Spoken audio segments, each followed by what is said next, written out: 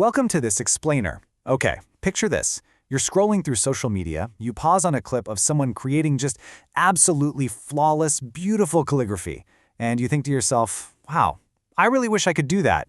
But then, almost immediately, you talk yourself right out of it. Sound familiar? Well, you are definitely not alone. That imposter syndrome usually hits right around the time you remember what your own scrawled grocery list looks like, right? You convince yourself that because your everyday writing isn't some magnificent work of art, this skill is somehow entirely out of your reach. But today, we're going to change that mindset completely. We're diving into a calligraphy for beginners myth-busting masterclass, and it's based on some truly fantastic insights we're unpacking today from the Happy Ever Crafter. Because it really always boils down to this one agonizing question, doesn't it? Does bad handwriting ruin your chances at calligraphy? You look at your everyday notes, the ones where maybe even you struggle to read what you jotted down in a hurry, and you just assume the door to beautiful lettering is firmly locked. You think you need this naturally beautiful penmanship to even attempt the hobby. Well, the source material is crystal clear on this. No. Absolutely not. Your everyday handwriting does not matter in the slightest when it comes to learning calligraphy. It's a totally irrelevant factor. So if you think your handwriting is an absolute disaster, I've got great news. It literally does not matter. Okay, let's dive into this. We've got a completely fluff-free, 4-step roadmap to get you started today. Number 1, why handwriting is not calligraphy. Number 2, the minimalist starter kit. Number 3, mastering the basic strokes. And number 4, how to practice properly. Step 1. Handwriting is not calligraphy, busting the biggest beginner myth. To be successful here, we really have to completely separate your everyday writing habits from this entirely new art form you're about to learn. Just think about handwriting for a second. It's all about speed. It's about writing quickly and naturally. It is literally whatever comes out of your hand when you just need to get information onto paper. When you write a grocery list, your brain isn't thinking about the architecture of the letters. It's just thinking about milk and eggs. That is all rapid muscle memory. But calligraphy? Calligraphy is about drawing specific shapes. It's a deliberate, highly methodical process where you build individual strokes and then you combine those drawings into something that just happens to look like letters at the very end. The Happy Ever Crafter puts it so perfectly here. Calligraphy has absolutely nothing to do with your handwriting. Think of it more like learning how to draw something. I really want you to let that sink in for a second, because it is the ultimate psychological relief. You are starting with a completely clean slate. You're not a writer trying to somehow learn how to write prettier. You're an artist learning how to draw specific, beautiful shapes from scratch. Step 2, the minimalist starter kit. Let's cut the social media fluff. Now that we've cleared that massive mental hurdle, it's time to talk about the physical tools you actually need to begin. Because here is the honest truth. You do not need 500 fancy brush pens. I know social media feeds make it look like you have to drop hundreds of dollars at an art supply store and have this entire aesthetic wall of color-coordinated markers before you can even draw a single line, but it's a total illusion. The source material emphasizes that overwhelming yourself with tools is actually one of the main reasons people quit before they even start. It just leads to severe option paralysis. So instead, we're going to build a minimalist arsenal. First, you just need a small-tip flexible brush pen. The top recommendation here is the Tombow Fudenosuke. The reason this specific pen is so incredibly good for beginners is that it basically acts like training wheels on a bicycle.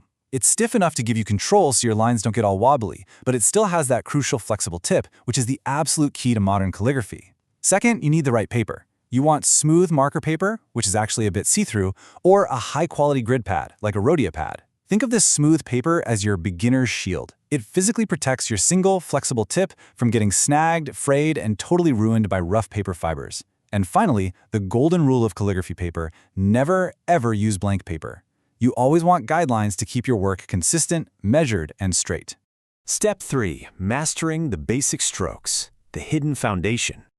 All right, so you've got your minimalist tools in hand. Now we're entering the exact mechanical step that so many beginners mistakenly skip. Before we try to write anything at all, we have to define what a basic stroke actually is. Basic strokes are basically simple, pressure-based squiggles that serve as the foundational building blocks for every single letter in calligraphy. Notice my wording there, squiggles. They aren't letters yet. You aren't writing the alphabet, you're just drawing these specific shapes.